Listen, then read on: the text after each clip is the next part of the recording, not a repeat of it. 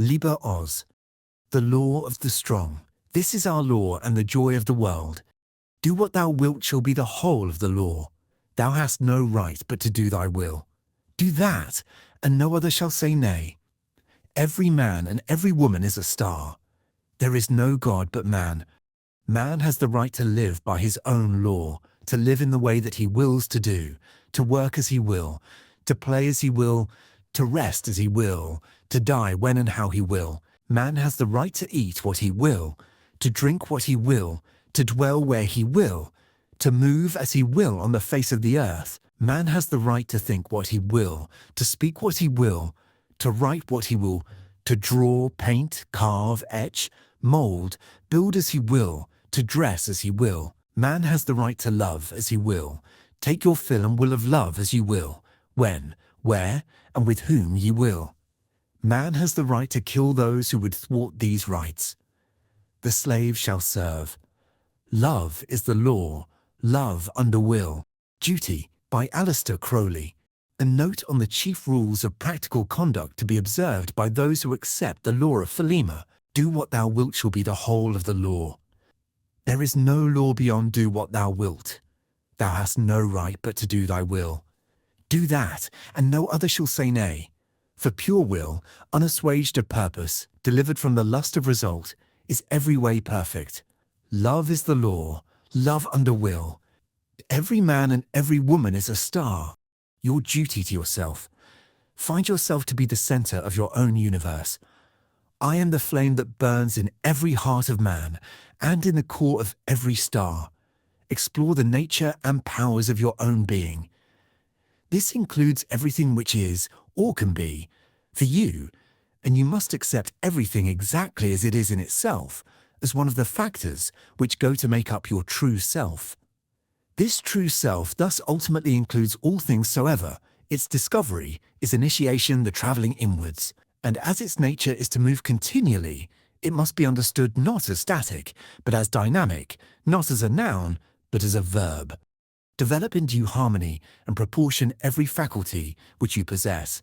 Wisdom says, be strong. Then canst thou bear more joy. Be not animal, refine thy rapture. If thou drink, drink by the 98 rules of art. If thou love, exceed by delicacy. And if thou do aught joyous, let there be subtlety therein. But exceed, exceed. Be strong, a man, lust, enjoy all things of sense and rapture. Fear not that any god shall deny thee for this. Contemplate your own nature. Consider every element thereof, both separately and in relation to all the rest, as to judge accurately the true purpose of the totality of your being. Find the formula of this purpose, or true will, in an expression as simple as possible. Learn to understand clearly how best to manipulate the energies which you control to obtain the results most favorable to it from its relations with the part of the universe which you do not yet control. Extend the dominion of your consciousness and its control of all forces alien to it to the utmost. Do this by the ever stronger and more skillful application of your faculties to the finer, clearer, fuller, and more accurate perception, the better understanding, and the more wisely ordered government of that external universe. Never permit the thought or will of any other being to interfere with your own. Be constantly vigilant to resent, and on the alert to resist, with unvanquishable ardor and vehemence of passion unquenchable, every attempt of any other being to influence you otherwise than by contributing new facts to your experience of the universe, or by assisting you to reach a higher synthesis of truth by the mode of passionate fusion. Do not repress or restrict any true instinct of your nature, but devote all imperfection to the sole service of your one true will. Be goodly, therefore, dress ye all in fine apparel, eat rich foods and drink sweet wines and wines that foam. Also, take your fill and will of love as ye will, when, where and with whom ye will, but always unto me. The word of sin is restriction. O man, refuse not thy wife as she will. O lover, if thou wilt, depart. There is no bond that can unite the divided but love. All else is a curse, accursed, accursed, be it to the ions, hell. So with thy all, thou hast no right but to do thy will. Do that, and no other shall say nay. For pure will, unassuaged of purpose, delivered from the lust of result, is every way perfect. Ye shall gather goods and store of women and spices. Ye shall wear rich jewels. Ye shall exceed the nations of the earth in splendor and pride, but always in the love of me, and so shall ye come to my joy. Rejoice. Remember all ye that existence is pure joy, that all the sorrows are but as shadows. They pass and are done, but there is that which remains. But yea, O my people, rise up and awake. Let the rituals be rightly performed with joy and beauty. A feast for fire and a feast for water, a feast for life and a greater feast for death. A feast every day in your hearts in the joy of my rapture, a feast every night unto new, and the pleasure of uttermost delight. I feast. Rejoice. There is no dread hereafter. There is the dissolution, an eternal ecstasy in the kisses of new. Now rejoice. Now come in our splendor and rapture. Come in our passionate peace, and write sweet words for the kings. Thrill with the joy of life and death. Ah! Thy death shall be lovely. Whoso seeth it shall be glad. Thy death shall be the seal of the promise of our age-long love. Come, lift up thy heart and rejoice. Is it God to live in a dog? No, but the highest are of us. They shall rejoice, our chosen, who sorroweth is not of us. Beauty and strength, leaping laughter and delicious languor, force and fire, are of us. Your duty to other individual men and women. Love is the law, love under will. Come forth, a children, under the stars, and take your fill of love. Unite yourself passionately with every other form of consciousness, thus destroying the sense of separateness from the whole, and creating a new baseline in the universe from which to measure it. As brothers fight ye. If he be a king, thou canst not hurt him. To bring out saliently the differences between 2 points of view is useful to both in measuring the position of each in the whole. Combat stimulates the virile or creative energy and, like love, of which it is one form, excites the mind to an orgasm which enables it to transcend its rational dullness, abstain from all interferences with other wills. Beware lest any force another, king against king. The love and war in the previous injunctions are of the nature of sport, where one respects and learns from the opponent, but never interferes with him outside the actual game.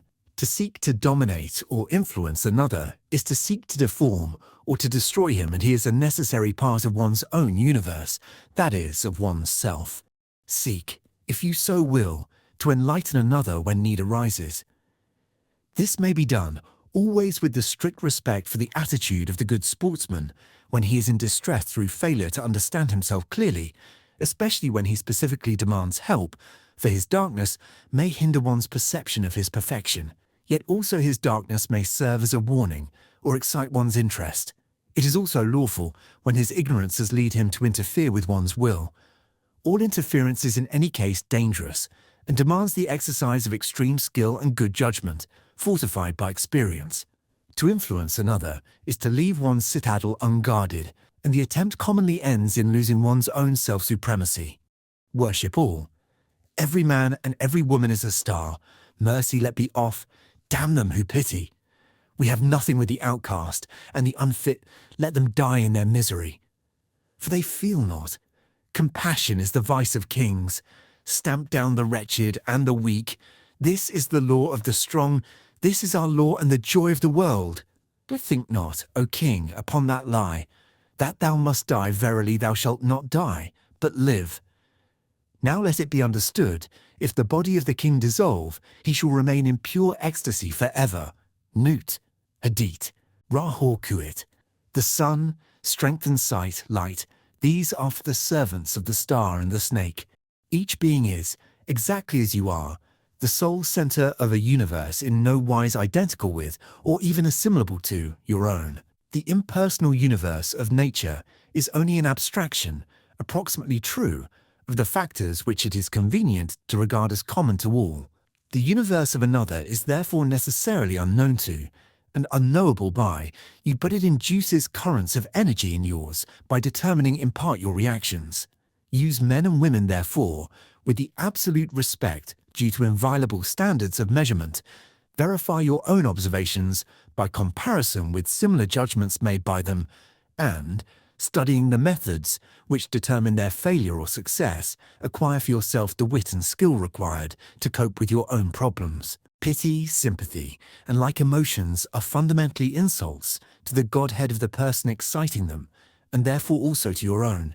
The distress of another may be relieved, but always with the positive and noble idea of making manifest the perfection of the universe. Pity is the source of every mean, ignoble, cowardly vice, and the essential blasphemy against truth. To me do ye reverence. To me come ye through tribulation of ordeal, which is bliss. Your duty to mankind. Establish the law of Thelema as the sole basis of conduct. The general welfare of the race being necessary in many respects to your own, that well-being, like your own, principally a function of the intelligent and wise observance of the law of Thelema, it is of the very first importance to you that every individual should accept frankly that law and strictly govern himself in full accordance therewith. You may regard the establishment of the law of Thelema as an essential element of your true will, since, whatever the ultimate nature of that will, the evident condition of putting it into execution is freedom from external interference. Governments too often exhibit the most deplorable stupidity, however enlightened may be the men who compose and constitute them, or the people whose destinies they direct. It is therefore incumbent on every man and woman to take the proper steps to cause the revisions of all existing statutes on the basis of the law of Thelema. This law being a law of liberty, the aim of the legislature must be to secure the amplest freedom for each individual in the state, eschewing the presumptuous assumption that any given positive ideal is worthy to be obtained. The word of sin is restriction. The essence of crime is that it restricts the freedom of the individual outraged. Thus, murder restricts his right to live, robbery, his right to enjoy the fruits of his labor, coining, his right to the guarantee of the state that he shall barter in security, etc. It is then the common duty to prevent crime by segregating the criminal and by the threat of reprisals, also to teach the criminal that his acts, being analyzed, are contrary to his own true will. This may often be accomplished by taking from him the right which he is denied to others, as by outlawing the thief, so that he feels constant anxiety for the safety of his own possessions, removed from the ward of the state. The rule is quite simple. He who violated any right declares magically that it does not exist, therefore it no longer does so, for him. Crime being a direct spiritual violation of the law of Thelema, it should not be tolerated in the community. Those who possess the instinct should be segregated in a settlement to build up a state of their own, so to learn the necessity of themselves imposing and maintaining rules of justice. All artificial crimes should be abolished. When fantastic restrictions disappear, the greater freedom of the individual will itself teach him to avoid acts which really restrict natural rights. Thus real crime will diminish automatically. The administration of the law should be simplified by training men of uprightness and discretion, whose will is to fulfill this function in the community, to decide all complaints by the abstract principle of the law of Thelema, and to award judgment on the basis of the actual restriction caused by the offense. The ultimate aim is thus to reintegrate conscience on true scientific principles as the warden of conduct, the monitor of the people, and the guarantee of their governors. Your duty to all other beings and things. Apply the law of Thelema to all problems of fitness, use, and development.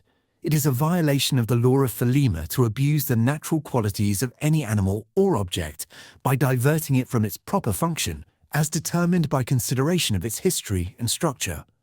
Thus, to train children to perform mental operations or to practice tasks for which they are unfitted is a crime against nature. Similarly, to build houses of rotten material, to adulterate food, to destroy forests, etc., etc., is to offend. The law of Thelema is to be applied unflinchingly to decide every question of conduct. The inherent fitness of anything for any proposed use should be the sole criterion. Apparent, and sometimes even real, conflict between interests will frequently arise. Such cases are to be decided by the general value of the contending parties in the scale of nature. Thus, a tree has a right to its life, but a man being more than a tree, he may cut it down for fuel or shelter when need arises. Even so, let him remember that the law never fails to avenge infraction, as when wanton deforestation has ruined a climate or a soil, or as when the importation of rabbits for a cheap supply of food has created a plague. Observe that the violation of the law of Thelema produces cumulative ills. The drain of the agricultural population to big cities, due chiefly to persuading them to abandon their natural ideals, has not only made the country less tolerable to the peasant, but debauched the town. And the error tends to increase in geometrical progression until a remedy has become almost inconceivable, and the whole structure of society is threatened with ruin. The wise application based on observation and experience of the law of Thelema is to work in conscious harmony with evolution. Experiments in creation, involving variation from existing types, are lawful and necessary. Their value is to be judged by their fertility as bearing witness to their harmony with the course of nature towards perfection.